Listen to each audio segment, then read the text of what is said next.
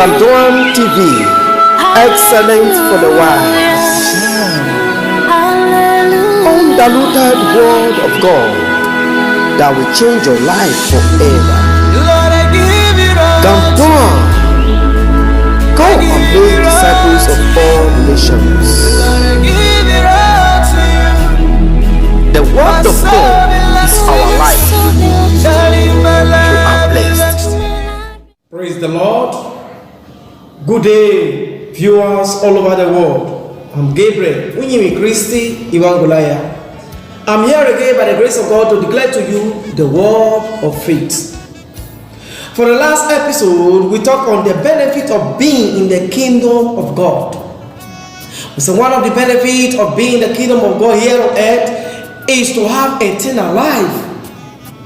You may not taste that, and you will receive hundredfold reward of everything you ought to have in this world, and also inherit the kingdom of heaven.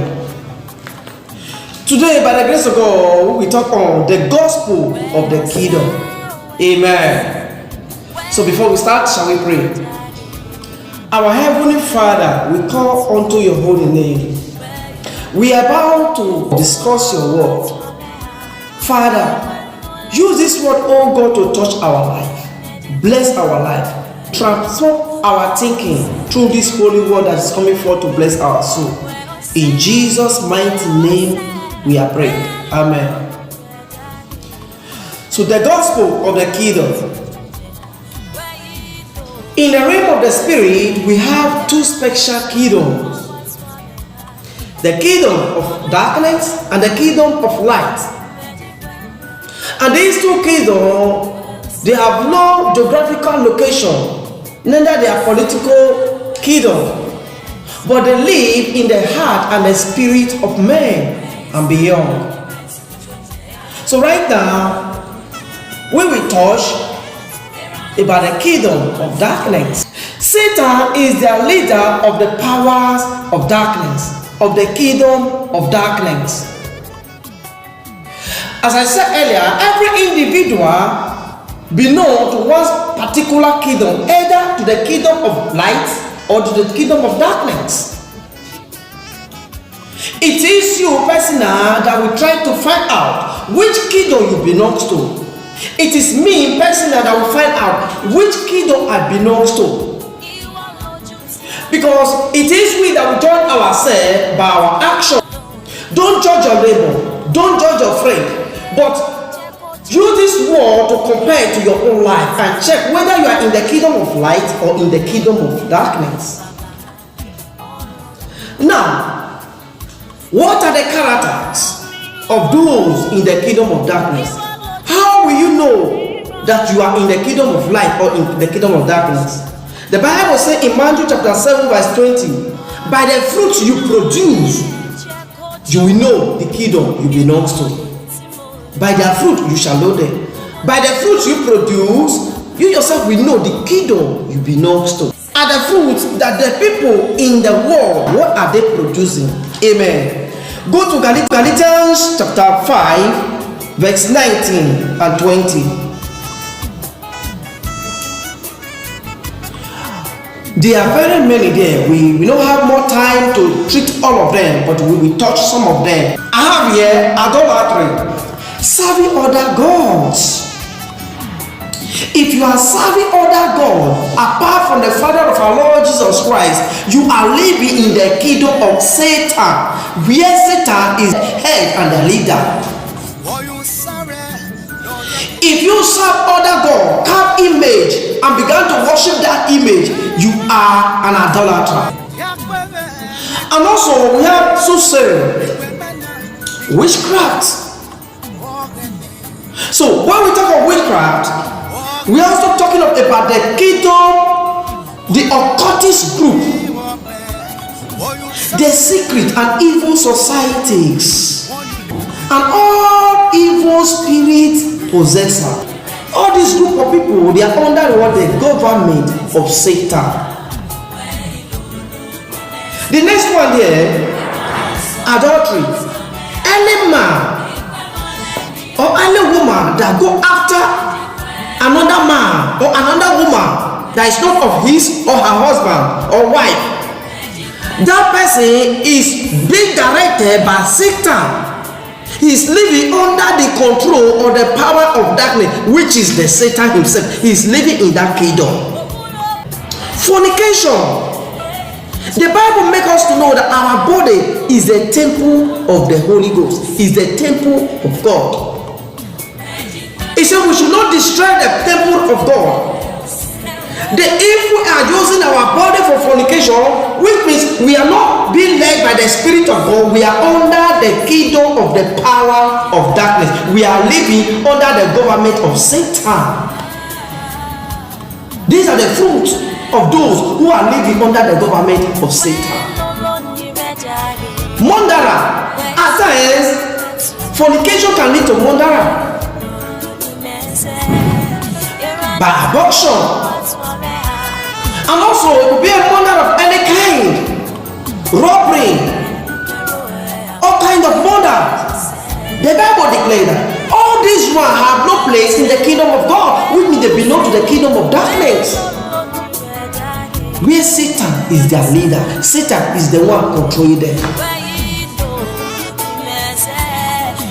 The Bible says in Ephesians chapter 5, verse 6 and 7. He said, do not let anyone deceive you. Do not let anyone use sweet word to deceive you. Anyone who is practicing all these things have no place in the kingdom of God. Amen. Which one, brother, do you belong to? Are you be involving in all this kind of attitude? All this kind of the fruit of the darkness? Have you been in part and parcel of all these things for a while? Which means you are living under the government of Satan. The Bible says the devil coming to steal, to kill, and to destroy. The devil put all these things in people's mind so that they will do his will. But I thank God for everybody. I have a good news for you. The Bible says in 1 John chapter 3 verse 8, for this purpose the Son of Man was made manifest, so that he will destroy the work of Satan in your life, so that he will destroy the work of sin in your life, so that he will destroy the work of that Satan who want to destroy you by allowing you or by pushing you into evil, into sin, into atrocity, for you to end up your life in hell, for you to spend your eternity in hell. Jesus shall have come so that he will destroy the work of Satan in your life. Somebody shout amen.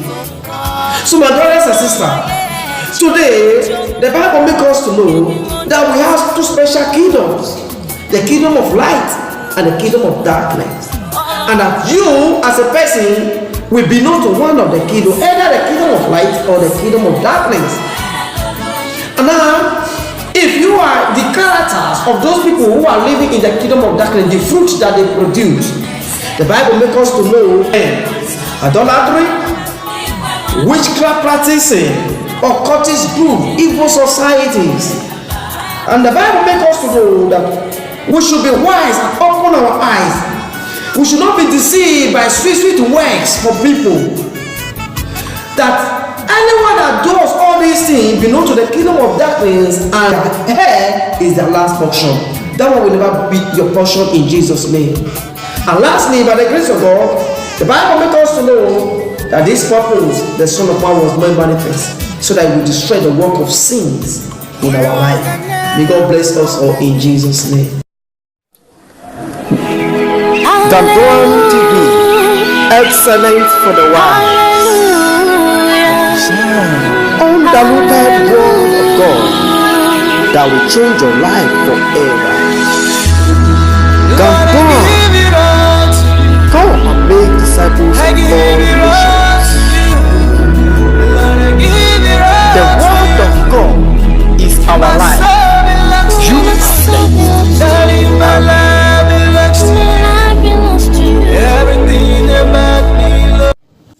the The kingdom of light.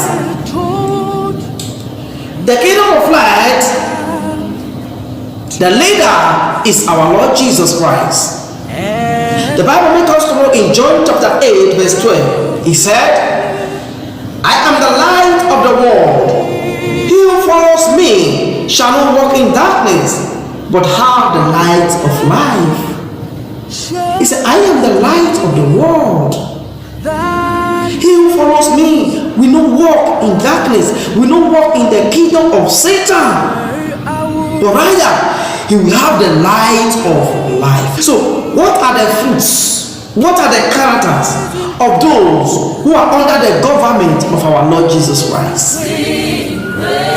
Galatians chapter 5, verse 22 and 23. Shall we read here and see what is there?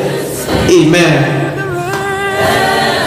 Galatians chapter 5, verse 22 and 23. But the fruit of the Spirit is love. Hallelujah. Is love. The fruit that those people in Christ Jesus produces is perfect love. Love without cause.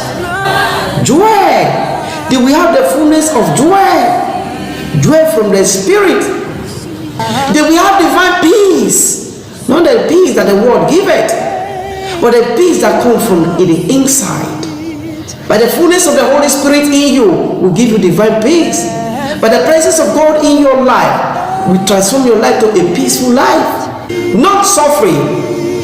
Continue in prayer for whatsoever you are asking God for. Believing, and God will surely do it for you. Kindness. These people show kindness to people, to their neighbor, to their friends. They are so kind. Goodness. They share goodness. Indeed. Faithfulness. They have faith in God. Hallelujah. Gentleness. They are so gentle in their spirit. They are not harsh in their spirit. Their spirit is so gentle. Self-control. They can control themselves if the trial of temptation from Satan comes. If fornication spirit comes, they can control themselves. If adultery spirit comes, they can control themselves. If killing spirit comes, they can control themselves. If evil spirit come to their daily place, they can control themselves. These are the kind of people who God says they belongs to his kingdom. Apart from this, there is no other law. The Bible says in 24 of it, and those who are in Christ have crucified the flesh with its passion and desire. Those people that are in Christ, they are crucified all things that belongs to the world, all things that belongs to the flesh, all things of the flesh, they are crucified them to the cross, which means it's no longer a part of their life. That will be your portion in Jesus' name. Shout it better, amen. In Luke chapter 5, verse 23, 32 rather, Jesus Christ said in his word, I have come to call sinners to repentance. He called us, we were all sinners, but Christ has called us out of darkness into his light. He called us for repentance.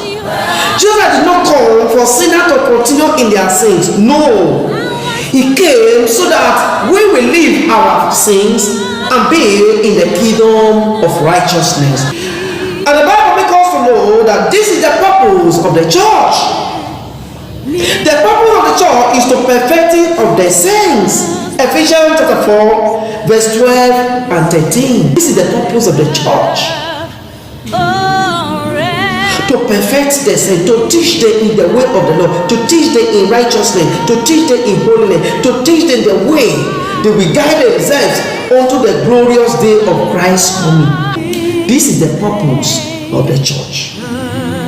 Colossians chapter 1 verse 16 says, those that are in the church, those that are being controlled by the Spirit of God, those that are practicing the word of God, he has saved us, he has saved them from the kingdom of darkness.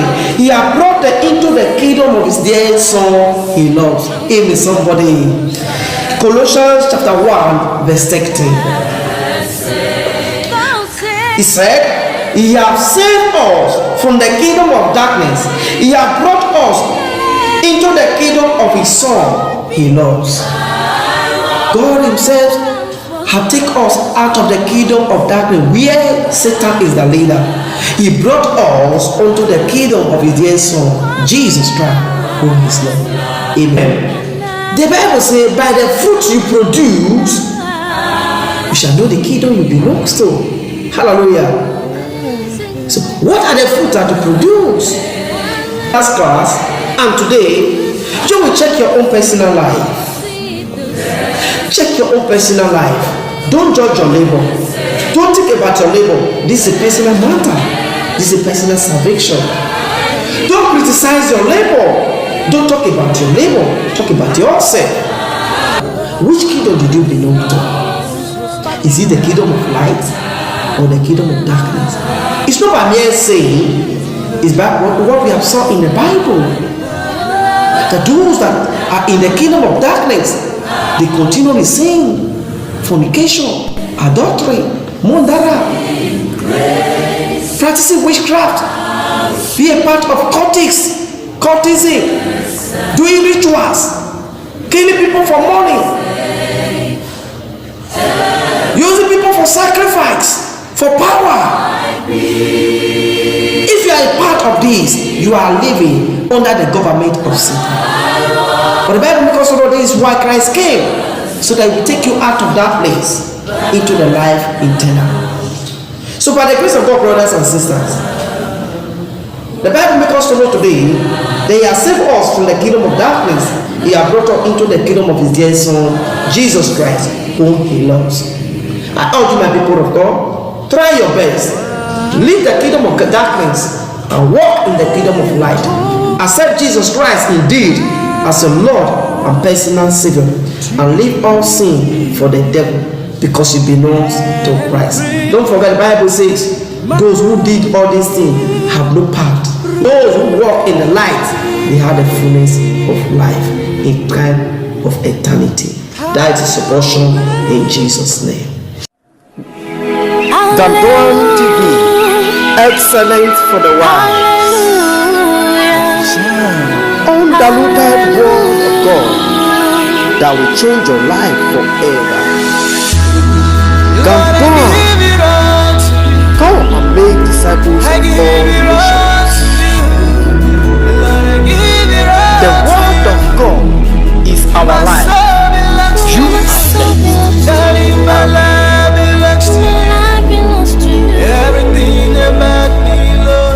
are how to enter and remain in the kingdom of light.